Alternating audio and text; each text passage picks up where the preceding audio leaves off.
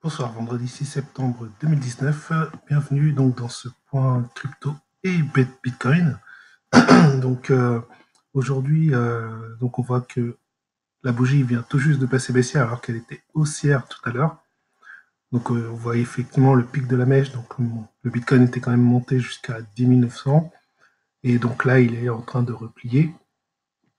Et on le voit bien en 1 heure, donc ça vient tout juste de se faire il y a moins de 2 heures. C'était même à 19, dans les 19 heures. Donc on a une forte bougie baissière. Alors voilà, donc pour l'instant, on est toujours dans cette zone d'hésitation. Donc voilà, pas grand chose à dire. C'est pour ça, je n'ai pas trop fait de vidéo. En même temps, j'étais pas mal occupé. Alors on a percé il y a quelques jours, donc ça a donné un petit signal de, pas reprise vraiment, mais un petit signal de que la hausse, en tout cas à court terme, avait un petit peu repris, effectivement.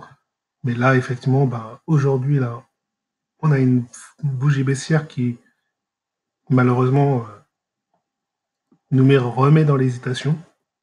On verra ce qui se passe ces jours prochains. Donc moi, de toute façon, pour l'instant, je suis placé à long terme. Alors, pour tout vous dire, euh, j'ai décidé en fait de toutes mes altcoins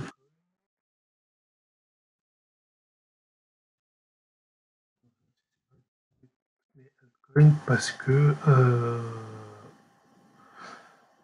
la dominance du Bitcoin, elle est vraiment très très élevée.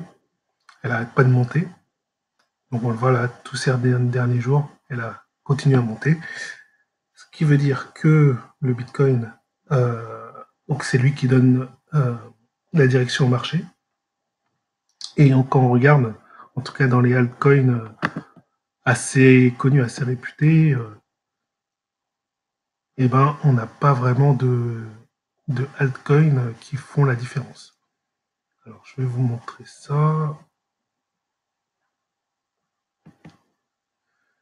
Donc là, hop, je vais agrandir le graphique.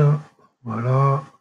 Je vais aller chercher mon préparamétrage, mon graphique préparamétré. Voilà, donc là on voit, donc de toute façon il y a eu la baisse, là on la voit, il y a 1 heure. Donc tout le monde a baissé, donc il y avait quelques cryptos qui avaient. Donc si on revient un peu avant cette baisse, donc on avait une crypto qui était en train de quand même de surperformer.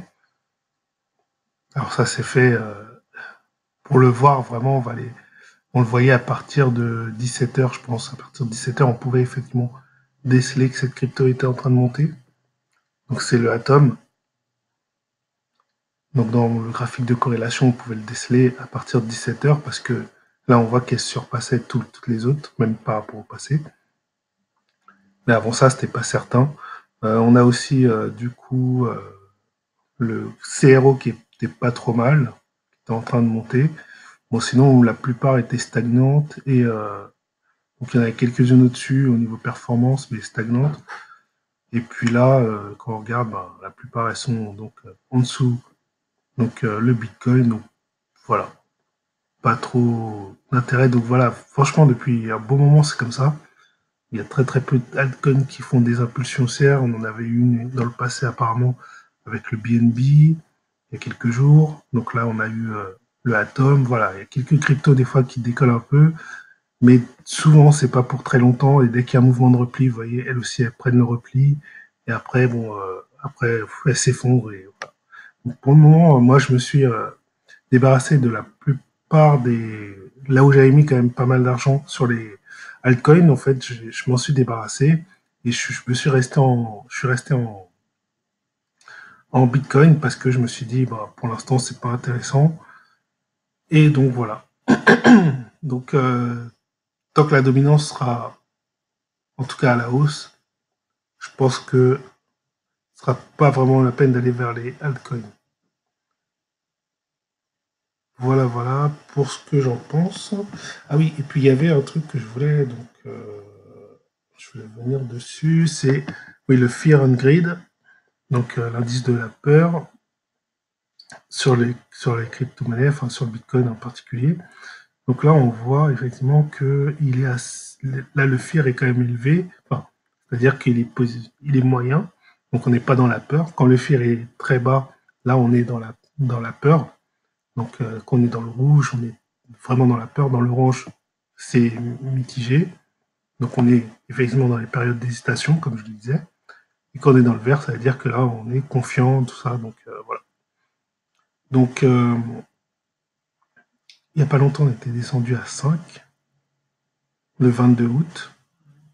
Après on était un peu remonté, etc. On était redescendu un peu vers le 31 août à 20. Et après on est remonté.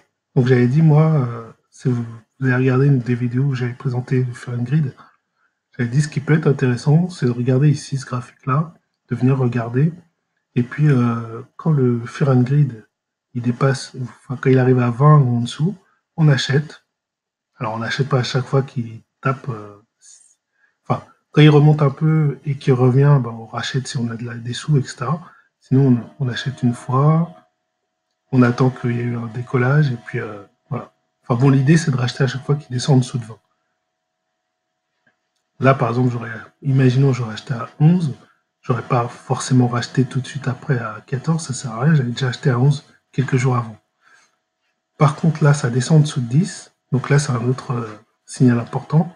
Ça descend à 10 ou en dessous, et ben là, par exemple, c'est descendu à 5, ici, j'aurais racheté. Et puis, voilà. Et par exemple, là, c'est remonté à 40, ça redescend à 20, ici, je rachète. Comme ça, je rachète, je fais des petits achats bas, en fait. L'idée, en fait, c'est d'acheter bas, et puis quand ça monte, bah, ça montera, et puis voilà, on fera des gains. Voilà, c'était un peu l'idée sur le fair grid. En tout cas, bon, pour le moment, on est comme ça, et si ça continue, il est probable que demain, on soit dans un fear qui sera plus faible si la tendance continue à baisser. Enfin bon, on verra ça. Voilà, bon, c'était juste un petit point. Voilà, je voulais donner un peu mon avis, ou en tout cas mon suivi par rapport à ces derniers jours. Voilà, vous dire que moi, je me suis débarrassé des altcoins, je me suis mis en Bitcoin pur, quasiment.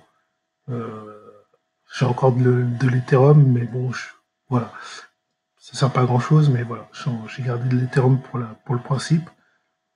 Mais sinon, voilà, je suis plutôt qu'en Bitcoin, et puis les altcoins, je verrai quand leur corrélation, quand la dominance sera plus faible du Bitcoin, certainement que là, je reviendrai dans les altcoins. Allez, voilà, bah, j'arrête sur ça, et puis bah, je vous dis à la prochaine, ciao.